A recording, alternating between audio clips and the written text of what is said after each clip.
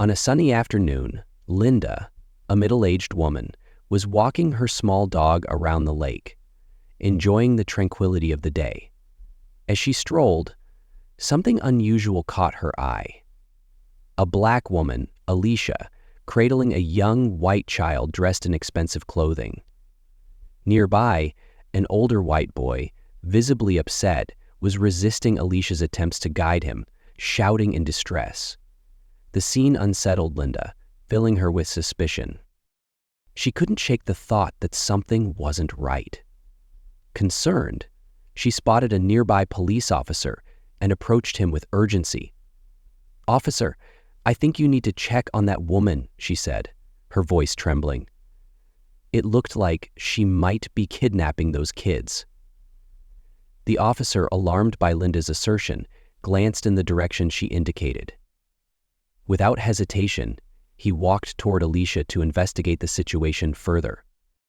As the police officer approached, Alicia paused, her expression a mix of surprise and unease. She was no stranger to moments like this, where her presence as a black woman with white children raised questions she shouldn't have to answer.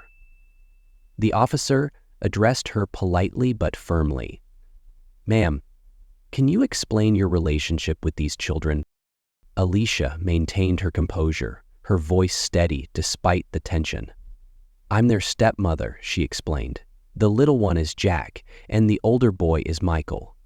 Michael is still adjusting to me, so he's a bit resistant, but I love them both and take care of them."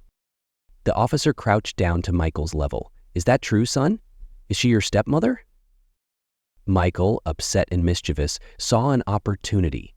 His eyes narrowed, and with a determined voice he declared, "No, she's not my stepmother. She's a kidnapper. She tricked me and my brother, and I want my real mom." The officer's demeanor shifted immediately, his professionalism giving way to suspicion. Alicia's heart sank as she realized the gravity of Michael's false accusation. Nearby, Linda, the woman who had called the police, watched the scene unfold with a growing sense of vindication, convinced she had done the right thing. Despite Alicia's calm explanations and reassurances, the officer couldn't ignore the boy's claim. "Ma'am, we need to take you in for questioning," he said, gesturing for her to accompany him. Alicia's composure faltered for a moment, but she nodded, knowing resistance would only make things worse. As she was led toward the police car, she glanced back at Michael, whose defiant expression showed no remorse for the chaos he had just unleashed. At the police station, Alicia found herself seated in a cold, sterile interrogation room. A harsh light beamed directly onto her face, amplifying her discomfort. Across the table, an officer leaned forward, his tone sharp and accusatory. "Admit it. You kidnapped those kids, didn't you?" he demanded, slamming his hand on the table for emphasis. Alicia held her ground, her voice firm but exhausted. "I didn't kidnap anyone," she said. "I'm their stepmother. I've done nothing wrong." Despite her calm protests, the officers remained skeptical, pressing her repeatedly for a confession she couldn't give. Meanwhile, in a waiting area just outside, Michael sat with a smirk on his face, clearly proud of the chaos he had created. His laughter, quiet but deliberate, betrayed his satisfaction with how things were unfolding. He saw the entire ordeal as a game, blissfully unaware of the danger he had placed Alicia in. His younger brother Jack sat beside him, his wide eyes filled with confusion. Unlike Michael, Jack seemed to sense the gravity of the situation, but didn't know how to express his concern. As Alicia endured the relentless interrogation, her thoughts were consumed with worry for the boys. She silently vowed to set things right, no matter how long it took or how unjust the circumstances. Alicia's interrogation was abruptly interrupted when Anna, the children's biological mother, arrived at the station. Her demeanor was strikingly cold and indifferent, her voice devoid of emotion as she addressed the officers. "I'm here because of their little prank," she said, clearly irritated. "That woman, Alicia, is their stepmother. She married my ex-husband after the divorce. He's the one raising the kids." The officers were momentarily stunned by Anna's blunt confession, realizing Alicia had been telling the truth all along. Anna, however, seemed unbothered by the commotion her children had caused. "I was about to leave for Hawaii with my boyfriend," she added nonchalantly, glancing at her watch. "I don't have time for this." Michael, desperate to stay with his mother, ran to her, pleading through tears, "Mom, please don't leave me with her." But Anna brushed him off with a cold glare, her focus entirely on resuming her plans. Her indifference left the officers and Alicia shaken, further highlighting the stark contrast between the two women's care for the children.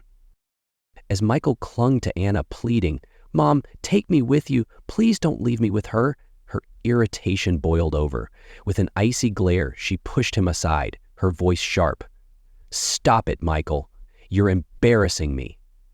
When his cries persisted, Anna raised her hand, ready to slap him into silence.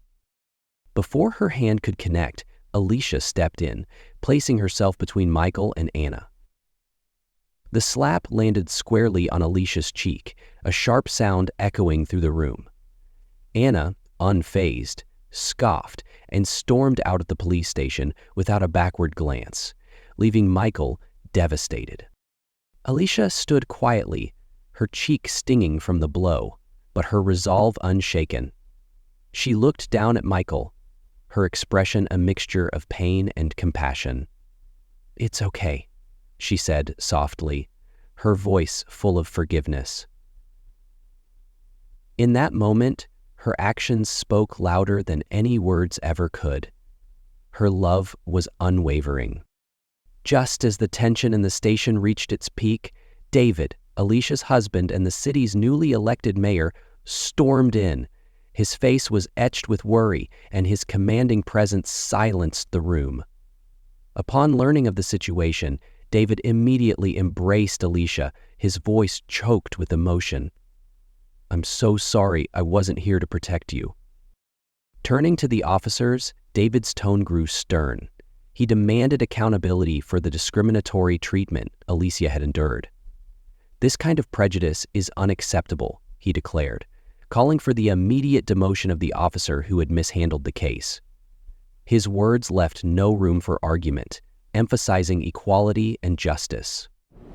David then addressed Michael, ready to reprimand him for causing the ordeal, but Alicia stepped in, her voice calm.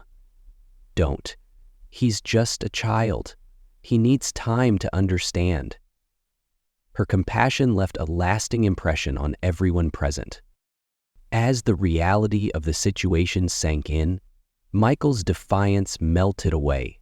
Watching Alicia stand up for him, even after all he had done, stirred something deep within him. Tears streamed down his face as he approached her, his voice trembling. "I'm sorry," he sobbed. "I'm so sorry, Mom." Alicia's eyes softened and she knelt to embrace him. "It's okay," she whispered, holding him tightly. Her forgiveness was immediate and unconditional, rooted in love and understanding rather than blame. Michael's apology marked a turning point. He finally saw Alicia not as a stranger, but as the one who truly cared for him, far more than the mother he had idolized. The heartfelt moment left everyone in the room moved, a quiet testament to the power of compassion in healing even the deepest wounds. The ordeal left a profound impact on everyone involved. Lisa, whose initial suspicion had sparked the chaos, reflected on her biases and realized how her assumptions had fueled injustice. The police, humbled by David's reprimand, recognized the dangers of acting on prejudice and resolved to treat future cases with fairness and empathy. For Michael, the experience was transformative. He finally understood that love wasn't defined by blood, but by the actions of those who cared deeply for him. Alicia's unwavering support and forgiveness showed him what family truly meant. Even Jack, though young and quiet, learned the value of trust and compassion from watching his stepmother's resilience. As the family left the station, Their bond felt stronger than ever, forged not only by shared trials but by love and understanding. The incident served as a poignant reminder of the need for kindness, fairness, and humanity in every interaction.